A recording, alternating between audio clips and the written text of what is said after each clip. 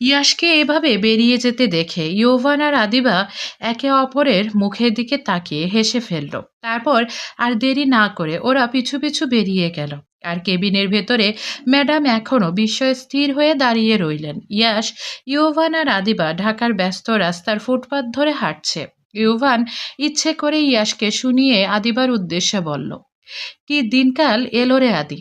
শেষমেশ আমাদের ইয়াশ ভাইকে কিনা দুই বাচ্চার মায়ের সঙ্গে ফ্ল্যাট করতে হচ্ছে। ছি ছি ছি! দেওয়ান পরিবারের মান ইজ্জত আর কিছুই রইল না। কথাটা শুনে ইয়াশ কটমট করে ইউভানের দিকে তাকালো। আর একটু উস্কানি দিলেই রাস্তার মাঝখানেই যুদ্ধ বেঁধে যাবে। আর একটা কথা বলবি, বললে কিন্তু তোকে লাথি মেরে সোজা ময়লার ড্রেনে ফেলে দেব শালা। ইয়াশকে আরো রেগে যেতে দেখে ইয়োভান ঠোঁট বাঁকিয়ে নাটকীয় ভঙ্গিতে বলল, হায় রে, উচিত কথা বললেই দোষ। এই দুনিয়ার ভালো কথার কোনো দামই নেই। ইয়াশ দাঁত কিরমির করে বলল, তোর উচিত কথাগুলো তোর দেব আমি। একদম বেয়াদব। ওদের দুজনের সাপে নেওলে সম্পর্কের মধ্যে ঝগড়া দেখে আদিবা বিরক্ত হয়ে বলল, এই তোমরা কি একটু থামবে? একটু ভালো লাগছে না। আমাকে কোথাও সুন্দর একটা জায়গায় ঘুরতে নিয়ে চলো না। আদিবার কথা শুনে দুজনেই মুহূর্তের মধ্যে চুপসে গেল। ইউভান হেসে বলল, আচ্ছা ঠিক আছে, বল কোথায় যেতে চাস? এখনই নিয়ে যাচ্ছি। আদিবা সাথে এই কয়দিন ওদের সম্পর্ক অনেক ভালো হয়ে উঠেছে।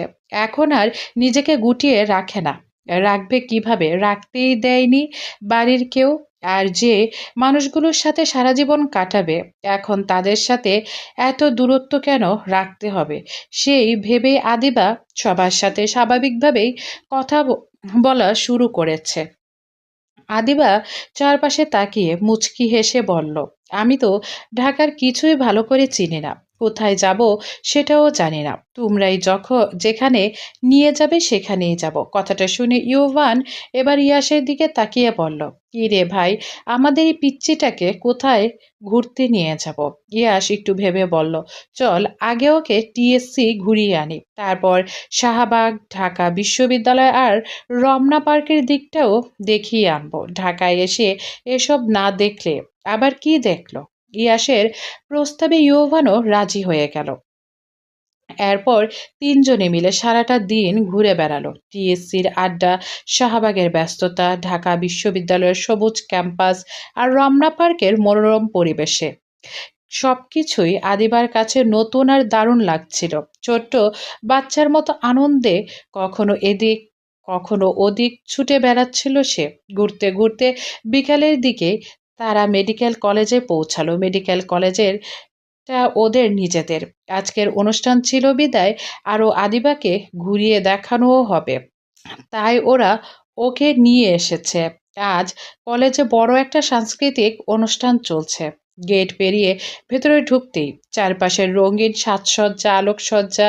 ওরা তিনজন নিজেদের মধ্যে গল্প করতে করতে কলেজের ক্যাম্পাসের ভেতর দিয়ে হাঁটছিল। ঠিক তখনই ইউভানের চোখে পড়ল একটু দূরে হাঁটতে থাকা ইয়াজের উপর। মনে হলো সে যেন কোথাও যাওয়ার তাড়ায় দ্রুত পায়ে এগিয়ে যাচ্ছে। ইয়োভান আর দেরি না করে জোরে ডাক দিল, ইজু ভাই!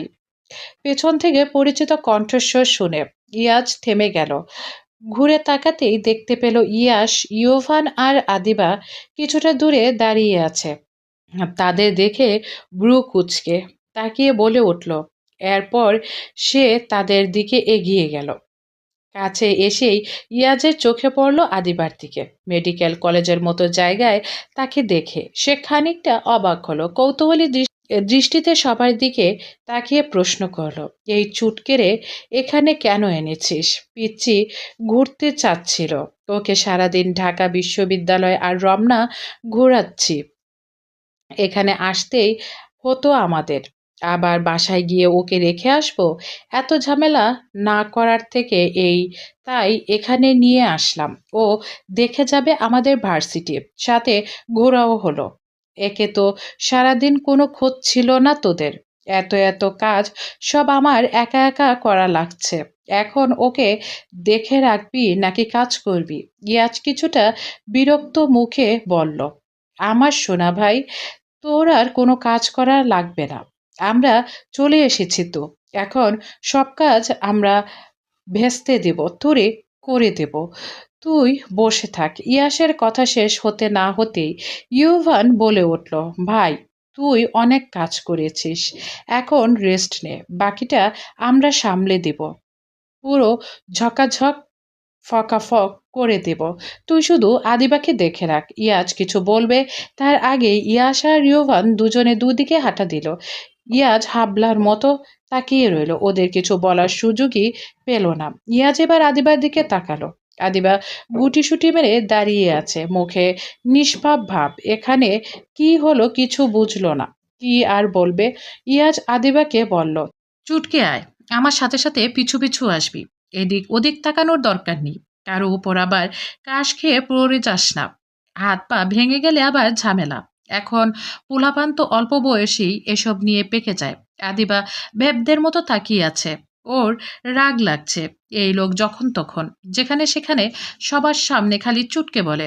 এই পর্যন্ত ইয়াজের মুখের উপর কথা না বলা আদিবা আজকে মুখ ফসকে রাগে বলে উঠল, এই একদম আমাকে চুটকে বলবেন না, আমি পিচ্ছি না, আমার বয়স 12, আর আমার নাক দিয়ে দুধও বের হয় না।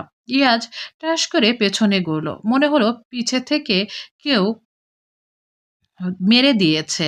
মুখের রিয়াকশন এমন হলো ইয়াজের। কাদিবা এমনি ওর সামনে কথা বলতে দেখে আরো বেশি অবাক হলো। কাল অব্দি মুখ তুলে তাকাচ্ছিল না, কি নিষ্পাপ লাগছিল সে এখন তার সামনে এমন টসটসে কথা বলছে। এরে চুটকে, মুখে কি এতদিন তালা দিয়েছিলি? আজ এমন টসটসে কথা বলছিস আমার সামনে, আবার আবালের মতো বলছিস। এই চুটকে, তোরে কে বলেছে নাক দিয়ে দুধ বের হয় কবে থেকে? বাপের জন্মে শুনিনি তো। ইয়াজের কথা শুনে আদিবা বুঝতে পারল ও মুখ ফুসকে ভুল কথা বলে ফেলেছে। কিছুটা লজ্জা পেল, তবু ইয়াজের কথার উত্তর দিল, নিজেকে দাবিয়ে রাখল না। দেখেন দেখেন, আপনি এটাই জানেন না। গ্রামের দাদিরা বলতো ছোট বাচ্চাদের নাক দিয়ে দুধ বের হয়। আমার তো নাক দিয়ে দুধ বের হয় না, আমি তো তাহলে বাচ্চা না। ইয়াজ হতাশ, হতবাক, হতবম্ব হয়ে তবদা খেয়ে দাঁড়িয়ে আছে। ও কি বলবে কিছুই বুঝতে পারছে না। ইয়াজ মনে মনে বলল, এই নাকি আমার বউ, কিসে টিপ দিলে কি বের হয় সেটাই জানে না। আমার তো ফাটা কপাল। আল্লাহ, তুমি একটা বাড়ি মেরে আমার কপালটা আরো ফাটিয়ে দাও। দিয়ে আসলাম এতিমখানায়, তবু সুখ সইল না, আবার আমার বাড়িতে এসে হাজির হইল। অন্যদিকে, আসসালামু আলাইকুম বিবিজান, কেমন আছেন? সারাদিন শুধু এত এত কাজ করলে কি হবে? একটু আপনার জুনিয়র জামাইয়ের দিকেও নজর দিতে পারেন, যারা অফিসে বসে কিছু ফাইলের কাজ করছিল। হঠাৎ ইউভানের কণ্ঠ শুনে মাথাটা উঁচু করে সামনের দিকে তাকালো। তাকাতেই দেখতে পেল ইউভান দরজার সঙ্গে হালকা হেলান দিয়ে দাঁড়িয়ে আছে, ওর দিকেই তাকিয়ে আছে। ইউভানকে দেখে যারার চোখে হালকা একটা হাসির ঝলক দেখা গেল, তবে মুখের বিরক্তির ভাব এনে বলল, এই বেয়াদব, আমি তোর কোন কালের বিবি জানলে? ও মা, জানো না বুঝি? তুমি তো আমার এই কালের বিবি জান, এই জন্মের। আর যদি মৃত্যুর পর কোনো জন্ম থাকে, তাহলেও সেটার জন্য তোমাকে আমি বুকিং দিয়ে রাখবো। কথাগুলো বলতে বলতে ইউভান জারার দিকে এগিয়ে এলো। যারা টেবিলের কাছে এসে ওর হাতের ফাইলটা নিয়ে টেবিলের এক পাশে রেখে দিল। তারপর জারার চেয়ারটা ঘুরিয়ে উঠতেই জারার কোমর ধরে তাকে টেবিলের উপরে বসিয়ে দিল। কাজটা এত দ্রুত করলো যে যারা কিছু বুঝে ওঠারই সুযোগ পেল না। এই বেয়াদব, কি করলি এটা তুই? কি করলাম? দেখতেই তো পেলে নিজেই। দেখেছি, দেখেই তো জিজ্ঞেস করেছি। তুই আমার কোমরে হাত দিলি কেন, অনুমতি না নিয়ে? জারার কথা শুনে ইউভান হঠাৎ আরো কাছে এগিয়ে গেল। জারার কোমরের দুই পাশে হাত রেখে ওর আরো কাছে চলে এলো। যারা যেন পাথর হয়ে গেছে, কিছু বলতেই পারছে না, নড়তেও পারছে না। ইউভান দু হাত দিয়ে যারার মেদমুক্ত কোমরে হালকা চাপ প্রয়োগ করে ধরে আছে। ও এক দৃষ্টিতে জারার চোখের দিকে তাকিয়ে রইল। জারার চোখের দিকে তাকিয়ে বলল, তোমার শরীরের প্রতিটি অঙ্গ, প্রতিটি ভাঁজে, প্রতিটি জায়গায় শুধুমাত্র আমার রাজত্ব চলবে। আমার ভালোবাসায় তুমি নিজেকেই শেষ করে দিবে জান। যারা এক দৃষ্টিতে ইয়োভানের চোখের দিকে তাকিয়ে ওর কথাগুলো শুনছিল। কোনো ঘোরের মধ্যে হারিয়ে গিয়েছে সে। কথাগুলো বলেই ইয়োভান ধীরে ধীরে জারার পাতলা চিকন ঠোঁটের দিকে নিজের মুখটা এগিয়ে নিতে লাগলো। কি হলো বুঝে ওঠার আগেই যারা নিজের চোখ দুটো বন্ধ করে নিল। হঠাৎই ইয়োভান যারাকে ছেড়ে সরে এলো। যারা যে কাঙ্ক্ষিত মুহূর্তটির অপেক্ষা করছিল সেটা না পেয়ে পিটপিট করে চোখ মেলে তাকালো। তাকাতেই দেখলো ইয়োভান ওর চেয়ারের পা তুলে আরাম করে বসে আছে। এক দৃষ্টিতে ওর দিকেই তাকিয়ে আছে, মুখে সেই চিরচেনা শয়তানি হাসি। যারা কিছুটা রেগে বলে উঠল, বিয়াদব ছেলে একটা, তোমার জন্য সবকিছু করতে পারি, হতেও পারি বিবিজান। বাচ্চা পোলাপান এত যে পকর পকর করস শুনি।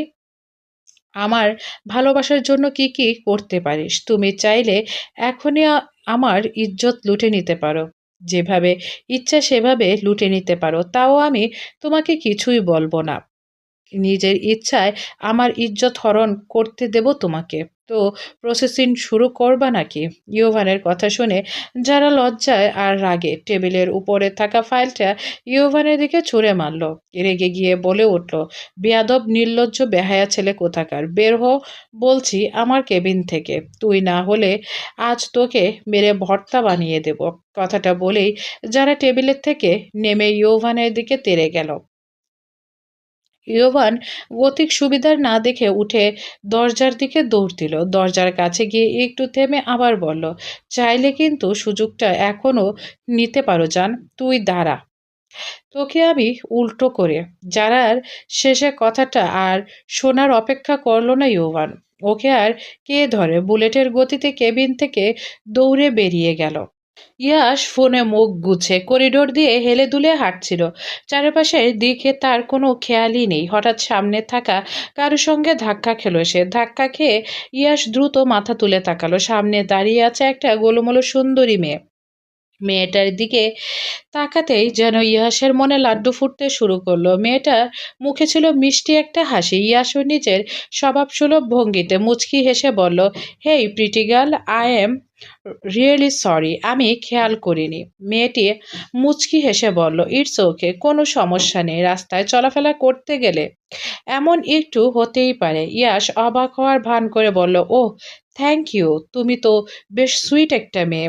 অন্য কেউ হলে এতক্ষণে আমাকে ঝাড়ি দিয়ে দিত। By the way, what's your name? মেয়েটি হালকা হাসি দিয়ে বলল, মাই নেম ইজ তারা সিকান্দার। ইয়াশ নামটা শুনে মুগ্ধ হওয়ার ভান করে বলল, তোমার নামটাও তোমার মতোই কিউট। তারার মুখে লাজুক হাসি ফুটে উঠল। Thank you. তারা লাজুক মুখে দেখে ইয়াসের মনে মনে একটা দুষ্টু হাসি দিল। তারপর জিজ্ঞেস করলো, কোন ইয়ারে পড়ো তুমি? তারা থার্ড ইয়ারে। এত তাড়াহুড়ো করে কোথায় যাচ্ছিলে? বয়ফ্রেন্ড আছে নাকি? তারা অবাক হয়ে বলল, ওমা না না, আমি কোনো রিলেশন করি না। তারার কথা শুনে ইয়াসের মুখের হাসি আরও বেড়ে গেল। এত সুন্দর একটা মেয়ে রিলেশন করে না, এটা বিশ্বাস করতে কষ্ট হচ্ছে। সত্যি বলছি, আমি কারোর সাথে রিলেশনে নেই। কেন? তারা একটু ভেবে বলল, পছন্দ করে এমন কেউ নেই, আর আমারও কাউকে পছন্দ হয় না। গিয়াস আত্মবিশ্বাসী ভঙ্গিতে বলল, আমি জানি কেন আপনার বয়ফ্রেন্ড নেই। তারা অবাক হয়ে তাকালো। কেন? ইয়াস মুচকি হেসে বলল, কারণ এর আগে তো আপনার সঙ্গে আমার দেখা হয়নি। ইয়াসের কথা শুনে তারা হেসে ফেলল। তারপর ইয়াস নিজের হাতে থাকা সূর্যমুখী ফুলটা তারার দিকে এগিয়ে দিল। সূর্যমুখী ফুল? তারা অবাক হওয়ার ইয়াশ বলল, জানো এই ফুলের সঙ্গে তোমার একটা মিল আছে। কি মিল? ইয়াশ মুচকি হেসে বলল, সূর্যমুখী ফুল যেমন সূর্যের আলোয় উজ্জ্বল হয়ে থাকে আর দেখতে সুন্দর হয়, তুমিও ঠিক তেমনই। ইয়াসের কথা শুনে তারা লজ্জায় মুচকি মুচকি হাসতে লাগলো। কে কে ফুলের মতো সুন্দর? আমি একটু দেখি তো। ঠিক তখনই পেছন থেকে একটা পরিচিত মেয়েলি কণ্ঠ ভেসে এলো। ইয়াস সেই কণ্ঠ শুনে পেছনে তাকালো। তাকাতেই তার চোখ বড় বড় হয়ে গেল। এটা তো তার ৯ নম্বর গার্লফ্রেন্ড রিয়া। ইয়াস কিছুটা অপ্রস্তুত হয়ে বলল, কেউ না তো? কে হবে? রিয়া তারার দিকে তাকিয়ে জিজ্ঞেস করলো, এই মেয়েটা কে? ইয়াস তাড়াতাড়ি বলল, আরে ও তো আমাদের কলেজের স্টুডেন্ট, একটু কথা বলছিলাম। তারপর প্রসঙ্গ পাল্টাতে বলল, তুমি এখানে কি করছো? রিয়া সন্দেহের চোখে তাকালো। সত্যি বলছো তো? ইয়াস একটু অভিমানী হওয়ার অভিনয় করে বলল, তুমি আমাকে বিশ্বাস করো না? এটাই তোমার ভালোবাসা? কথাটা বলেই ইয়াস আর দাঁড়ালো না, দ্রুত সেখান থেকে চলে গেল। কিছুটা দূর গিয়ে স্বস্তির নিঃশ্বাস ফেলে মনে মনে বলল, যাক বাবা, এবার এবারের মতো বেঁচে গেলাম। কিন্তু তার ভাগ্যে যে আরো বড় বিপদ অপেক্ষা করছে সেটা সে জানতো না। সামনে তাকিয়ে দেখে আরেকজন মেয়ে তার দিকে এগিয়ে আসছে। মেয়েটা কাছে এসে ইয়াসকে জড়িয়ে ধরলো। ইয়াসও হালকা জড়িয়ে ধরে বলল, আই মিস ইউ বেবি। এটা ইয়াসের ৩ নাম্বার গার্লফ্রেন্ড সাদিয়া। সাদিয়া অভিমানী গলায় বলল, তুমি আমাকে একদম ভালোবাসো না। সারাদিন কতবার কল দিলাম, একবারও ধরলে না। ইয়াস নরম গলায় বলল, বেবি আমি একটু ব্যস্ত ছিলাম। কি করব বলো? কাজ ছিল। ঠিক তখনই আগের গার্লফ্রেন্ড রিয়া আবার সেখানে এসে হাজির হলো। ইয়াস আর সাদিয়াকে দেখে সে রেগে আগুন হয়ে গেল। এটা কি ইয়াস? তুমি ওকে জড়িয়ে ধরে আছো কেন? তারপর সাদিয়ার দিকে তাকিয়ে বলল, তোর এত বড় সাহস, তুই আমার বয়ফ্রেন্ডকে জড়িয়ে ধরেছিস? সাদিও ছাড়ার পাত্রী নয়। সে ফুঁসে উঠল রিয়ার উপর। তোর বয়ফ্রেন্ড? ইয়াস তো আমার বয়ফ্রেন্ড। মুহূর্তের মধ্যে দুজনের মধ্যে তর্ক শুরু হয়ে গেল। তর্ক থেকে এক পর্যায়ে হাতাহাতির পরিস্থিতি তৈরি হলো। আর ইয়াস সে একপাশে দাঁড়িয়ে শুধু অবাক হয়ে তাদের কাণ্ড দেখছে। কি করবে কিছুই বুঝতে পারছে না। অবশেষে মনে মনে বলল, এখান থেকে কেটে পড়াই ভালো। এই কথা ভেবেই সুযোগ বুঝে ইয়াস দৌড় দিল। আদিবাকে নিয়ে ইয়াজ দাঁড়িয়েছিল মঞ্চের এক সাইডে। শিক্ষকদের বসতে দেয়া হয়েছে যেখানে সেখানে। আদিবা দাঁড়িয়ে ছিল, বেশ বোরিং ফিল করছিল। ইয়াস আর ইয়োভানের কোনো খোঁজই নেই। ইয়াস ফোনে মুখ গুজে দাঁড়িয়েছিল। প্রফেসর ডক্টর আরহাম বেশি দিন হয়নি চাকরিতে যোগদান করেছেন। ইয়াজের সাথে বেশ ভালোই কথা হয়। অনেকক্ষণ ধরে দুজনকে লক্ষ্য করছিল। এগিয়ে এসে ইয়াজকে ভালো মন্দ জিজ্ঞেস করে হঠাৎ, আপনার বোনটা তো অনেক কিউট মাশাআল্লাহ, একদম কিউটের ডিব্বা। কথাটা বলেই প্রফেসর আরহাম আদিবার গাল ধরে হালকা করে টেনে দিল। ঘটনাটা ইয়াজের চোখ হয়ে পড়তেই তার কেমন যেন রাগ লাগতে লাগলো। ওর একদম পছন্দ হলো না বিষয়টা। আদিবার গাল টেনে দেই সেটা দেখে ইয়াজের প্রচণ্ড রাগ হলো। চুটকিকে এভাবে টাচ করার সাহস কিভাবে পেল উনি? ভাবতেই রাগে সব ভেঙে ফেলতে ইচ্ছে করছে। প্রফেসর রফিক সাহেবও এগিয়ে এসে মুচকি হেসে বলল, হ্যাঁ আসলে মেয়েটা অনেক কিউট। তাদের কথাগুলো শুনে ইয়াজের রাগ যেন তরতর করে বেড়ে গেল। কিন্তু পরিস্থিতির কারণে সেখান থেকে হুট করে সরেও যেতে পারছিল না। ইয়াজ কিছু একটা বলতে যাবে, ঠিক তখনই তার চোখে পড়ল দূরে চলবে